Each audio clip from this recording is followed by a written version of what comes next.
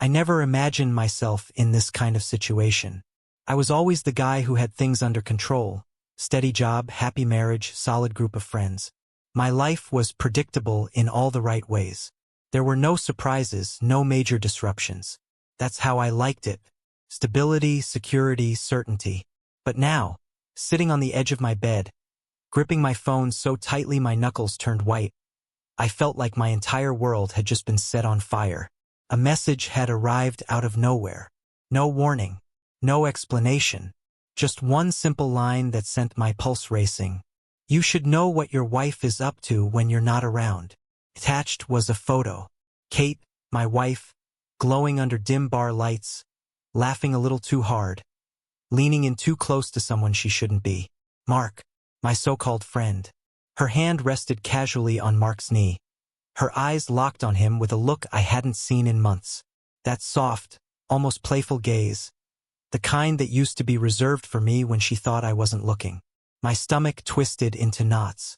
At first, I wanted to tell myself there was an explanation. Maybe it was just an unfortunate angle. Maybe someone caught her mid-laugh and it only looked bad. But then my brain started working against me, replaying every late-night excuse, every girl's night out, every moment she had seemed distracted or distant, the way she'd started leaving the room to take calls, the nights she'd come home just a little later than she promised, the sudden effort she'd put into her appearance before grabbing drinks with Megan and the girls. It was all so obvious now. I stared at the photo, my vision blurring. My breathing was shallow, my hands were clammy. I wanted to be calm, rational. I wanted to think before I reacted. But my hands were already shaking. Kate wasn't home yet. She had told me she'd be out late. I had believed her. I didn't know who sent the message. The number was blocked. The profile picture non-existent. Someone wanted me to know but didn't want me to know who they were. My first instinct was to call her, to demand an explanation right then and there. But what was she going to say? That it was nothing? That I was being paranoid? That I was reading into things too much? No, I wasn't going to give her the chance to lie to me. I needed more. For the first time in my life, I felt like a stranger in my own marriage. I stood up, pacing the room, my mind racing. I needed to think. I needed to figure out my next move. I opened our bedroom closet, my eyes scanning the shelves, the drawers, the space where her things mixed with mine. Nothing looked out of place. Her perfume bottle sat on her dresser, the same one I bought her for our anniversary last year. A sweater I had left on the bed was folded neatly on my pillow. Everything seemed normal, but normal didn't mean anything anymore. I grabbed her laptop from the desk. It was open but locked. I hesitated for only a second before typing in her usual password. It didn't work. That hit me harder than it should have. Kate never changed her passwords. I knew them all, her email, her social media, even her Netflix account. We never had secrets. At least I thought we didn't. I tried again. Wrong. My pulse pounded in my ears as I set the laptop down. I walked over to her nightstand, pulling open the drawer. Nothing unusual. A couple of books, some receipts, her reading glasses. But then I noticed her phone charger was missing. She always kept a charger by the bed. Always. Had she started taking it with her everywhere? Making sure she was never without her phone? I glanced at the clock. 11:37 p.m. She hadn't told me when she'd be home. I had assumed it would be soon, but now I wasn't sure. I sat back down, gripping my phone. My thumbs hovered over the screen. I could call her. I could text her. I could drive to the bar and see for myself. But then what? Confront her in front of everyone? 'Cause a scene? I wanted answers, but I didn't want them like that. I needed to be smart. I scrolled through my messages, looking at our recent conversations. Nothing out of the ordinary. But then I noticed something strange. A few of our past messages were missing. Not just from today, but from the last few weeks. Kate wasn't the type to delete messages. She barely kept up with her notifications, let alone cleaned out her inbox. But now, suddenly, certain conversations were gone. I felt sick. I closed my eyes, inhaling deeply through my nose. I had to calm down. I had to think clearly. I wasn't going to jump to conclusions. But deep down I already knew. Something was happening behind my back. And I wasn't sure if I was ready to find out what it was. I sat in the dark, gripping my phone so tightly my fingers ached. My mind raced through every possibility, every excuse I wanted to believe. But the picture wouldn't leave my head. Kate's hand on Mark's knee, her face too close to his, that look in her eyes. I knew that look. It was the way she used to look at me when we first got together, when she still saw me as someone exciting, someone she wanted. I checked the clock again. 11:52 p.m. Still no message from her. I unlocked my phone and hovered over our text thread. My last message was from earlier that afternoon. Have fun tonight. Love you. It was marked as read, but she hadn't responded. That wasn't normal. Kate always responded. Even if it was just a quick, love you too, or a heart emoji. I checked her location. The tracking app we had set up years ago, mostly for safety, not because I had ever doubted her, showed she was still at the bar. I could go there. I could walk in and see for myself. But then what? Would she even care? Would she laugh it off the way she had whenever I got insecure about little things in the past? Would she tell me I was overreacting, that it was nothing, that I was embarrassing myself? I needed something real. Proof. My jaw clenched as I opened my browser and searched for phone tracking apps. I hated myself for even considering it, but at the same time, I couldn't shake the feeling that I wasn't being paranoid. I was being played. It didn't take long to find one. A simple app, easy to install if I could get access to her phone. But that was the problem. She never left it unattended anymore. It was always on her, always face down when she set it on the table. I ran my hands through my hair, exhaling slowly. I had to be careful. I had to be smart. Then I heard it. The front door.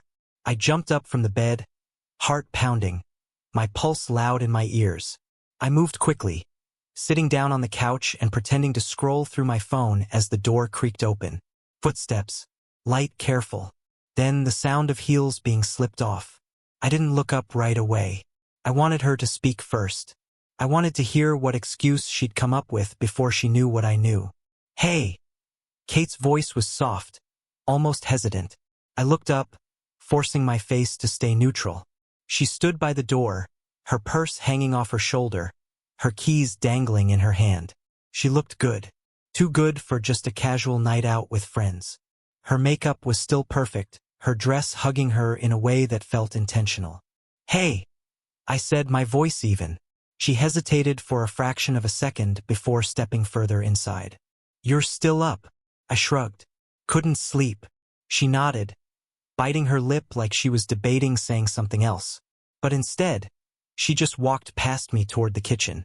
I watched her as she grabbed a glass and filled it with water, taking a slow sip before turning around. Her phone was still in her hand. She hadn't put it down once. I leaned back against the couch. How was your night? She gave me that easy smile, the one she always used when she wanted me to believe everything was fine. It was good.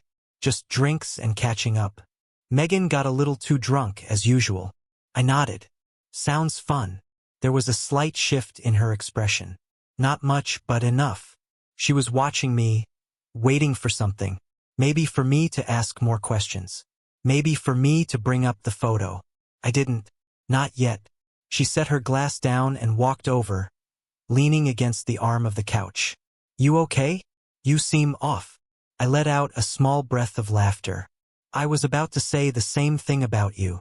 Her eyes flickered, just for a second. What do you mean? I tilted my head. You just seem, I don't know, distracted lately. She rolled her eyes, laughing lightly. I'm fine. Work's just been stressful.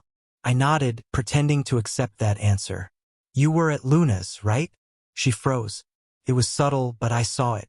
A half-second hesitation before she nodded. Yeah. Why? I shrugged. Just curious. Silence stretched between us. Then she moved, standing up straight. I'm gonna go shower, she said quickly, already walking toward the stairs. I watched her go, my stomach twisting. She was hiding something. That much was obvious. But the way she was handling it, it wasn't guilt. It was something else. She wasn't sorry. She was just waiting. For what? For me to let it go? For me to catch up to the truth on my own? I sat there long after I heard the shower turn on, staring at nothing, my mind racing. I needed to know, and I wasn't going to stop until I did. The sound of the water running upstairs filled the silence of the house, but it did nothing to quiet the noise in my head.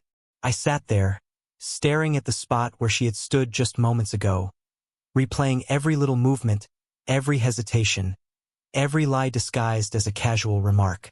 She hadn't even looked nervous. That was what unsettled me the most. She didn't fumble over her words, didn't get defensive. It was like she had rehearsed this, like she had already played out this conversation in her head and knew exactly how to navigate it. I stood up slowly, stretching my arms over my head, trying to loosen the tension in my body. I needed to think, to figure out what my next move was. If I accused her outright, she'd deny it. If I kept quiet, she'd think I was oblivious. I needed to be patient. I walked over to the kitchen, opening the fridge more out of habit than hunger. The cool air hit my face as I scanned the shelves, my mind elsewhere. Leftover pasta, some takeout containers, a six-pack of beer I hadn't touched in weeks. My eyes landed on a bottle of wine. Half empty, red, her favorite. I hadn't opened it. I closed the fridge, my jaw tightening. Could have been from another night, maybe from when she had friends over. But something about it felt off. I grabbed a glass and poured some water, taking a slow sip as I leaned against the counter. Upstairs, the shower was still running. Her phone. She had taken it with her. Of course she had. I set my glass down, exhaling sharply through my nose. I needed to stop second-guessing myself. The signs were there. I wasn't imagining them. I wasn't being paranoid. I walked to the stairs, moving slowly, listening. The water was still running, steady and uninterrupted. I took a step up, then another. I wasn't sure what I was doing. I had no real plan, just an overwhelming need to find something, anything that would confirm what I already knew deep down. When I reached the bedroom, the door was slightly ajar. I pushed it open just enough to see inside. The room was dimly lit by the glow of her bedside lamp, casting shadows across the walls. Her purse was on the dresser, unzipped. I moved carefully, listening to the steady hum of the shower. My fingers hesitated at the edge of the bag before slipping inside.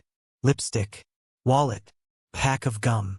And then my hand brushed against something smooth and hard. A second phone. I froze. For a moment, I just stood there, my fingers wrapped around the device, my brain struggling to process what I was holding. Kate only had one phone, or at least that's what I had believed. I pulled it out, my heart hammering against my ribs. The screen was dark. No notifications. No name etched onto the case. Just a plain black phone, as if she had gone out of her way to make it as unnoticeable as possible. I pressed the side button. The screen lit up, asking for a passcode. I tried her usual. Wrong. I tried a variation of it. Wrong again. My hands shook as I stared at the device. There was no reason for her to have a second phone. None. Unless she was hiding something. I turned it over in my hands, my mind spinning. Could this be it? The proof I needed? Or was I about to push myself into a place I couldn't come back from? The water shut off. I nearly dropped the phone. *T. I shoved it back into her purse, zipping it up just as I heard the bathroom door open. I stepped back, moving toward the bed, my pulse pounding in my ears. Kate walked out a moment later, a towel wrapped around her body, steam curling around her as she moved. She paused when she saw me. "You're just standing there in the dark?" I forced a small chuckle. "Just thinking." She eyed me for a second, then walked to the dresser, reaching for her lotion. "About what?" I hesitated. "Just us." She glanced at me through the mirror, her expression unreadable. "You okay?" I nodded. "Yeah, just tired." She hummed softly, rubbing lotion into her arms. "You should get some sleep." I watched her carefully, waiting for a sign, some kind of clue that she knew I had found the phone. But she didn't act any differently. She moved through her routine like nothing was wrong, like she hadn't just come home from another man's arms. She was good at this. Too good. I climbed into bed, staring up at the ceiling as she slipped under the covers beside me. The warmth of her body was close, familiar, but it felt foreign now, cold. I turned onto my side, my back to her. I needed to figure out what to do next, but for now I would wait. Sleep never came. I lay there in the dark, staring at the wall, listening to the steady rhythm of Kate's breathing as she drifted off beside me. My mind refused to slow down, thoughts circling like vultures, picking apart every moment from the past few weeks, every excuse, every lie disguised as an innocent comment. The phone. It sat in her purse, just a few feet away, like a loaded G*N waiting to go off. I could almost hear it ticking like a time bomb, a silent countdown to the moment I would finally break and demand the truth. But I didn't move. Not yet. Instead, I waited. When her breathing deepened, when her body relaxed completely, I slowly turned onto my back, staring at the ceiling. 3 a.m. The digital clock cast a faint red glow across the room. I swallowed hard, my throat dry. I could get up now, take the phone, go downstairs, and try to crack it open without her knowing. But if she woke up and caught me, it would all be over. She'd spin it on me, make me the bad guy, the paranoid husband who didn't trust his wife. I had to be smarter than that. I forced myself to stay put, my fists clenched under the covers. When the sun finally began to creep through the blinds, I was already wide awake. I felt Kate shift beside me, stretching slightly before turning onto her side. I didn't move. A few minutes later, she slipped out of bed, moving quietly as she padded to the bathroom. The moment the door closed behind her, I sat up. Her purse was still on the dresser. I moved quickly, my heart pounding, every second feeling stretched too thin. I grabbed the phone and slipped it into my pocket, then headed downstairs, forcing myself to move at a normal pace. I could hear the shower turning on as I made my way to the kitchen. My hands trembled as I pulled the phone out again. Locked. I exhaled slowly, thinking. I needed a way in. I grabbed my own phone, searching for ways to bypass a lock screen. Most of the options were useless without resetting the device, which would wipe everything. That wasn't an option. I needed the messages, the call logs, the proof. Then I saw it. Face unlock. My stomach twisted. Could I? Would she wake up? I stood there, gripping the phone so tightly my knuckles ached. I had two choices. Walk away now and let this eat at me for the rest of my life, or get the truth no matter what it took. I turned and climbed the stairs 2 at a time. The shower was still running. I stepped into the bedroom, my pulse hammering, and moved to the bathroom door. It was slightly open. Steam curled into the room, fogging up the mirror above the sink. I took a slow, shaky breath and raised the phone, angling it toward the gap in the door where I could see her silhouette behind the frosted glass. The screen flashed, unlocked. My chest felt like it was caving in. I stepped back quickly, phone in hand, and turned on my heel, walking out of the room before my legs could give out beneath me. Back downstairs, I sat at the kitchen table, the phone in front of me. I swallowed hard, then opened her messages. The name was there, staring back at me like it had been waiting for me all along. Mark. I tapped it, my hands shaking. The first message hit me like a punch to the gut. Last night was amazing. I can't stop thinking about you.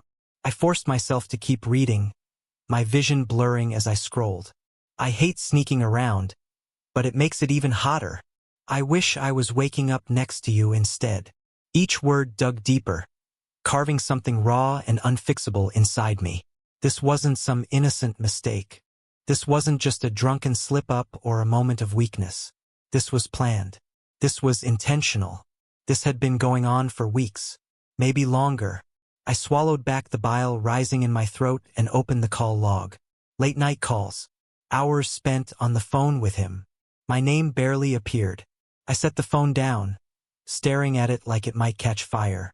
Kate's voice floated down from upstairs, humming lightly as she moved around. She had no idea. No idea that the world she had so carefully built on lies was about to collapse. I had the proof. Now I just had to decide what to do with it. I could confront her the moment she walked down the stairs. Shove the phone in her face, demand an explanation, watch her scramble for excuses that wouldn't matter. Or I could wait, let her play her game a little longer. Let her think she was getting away with it, then ruin her. The front door opened suddenly, and I nearly jumped. Mark stepped inside. His expression was casual, like he belonged here, like he had done this 1,000 times before. He froze when he saw me. For a long moment we just stared at each other. Then his eyes flickered to the phone on the table. And he knew. I stood slowly, every muscle in my body coiled tight. His mouth opened like he was going to say something, but I didn't give him the chance. My fist connected with his jaw so hard that pain *T up my arm. He staggered back, slamming into the wall, eyes wide with shock. I hit him again, and again. The sound of footsteps thundered down the stairs. Kate's scream split the air. "Tom, stop!" I barely heard her. Mark was on the ground now, blood smeared across his face, his breaths coming in ragged gasps. I grabbed the front of his shirt, yanking him up so he had no choice but to look at me. I wanted to say something, to make him understand just how deeply he had *Ked up. But there was nothing left to say. I shoved him back down, hard, then turned to Kate. Her face was pale, her hands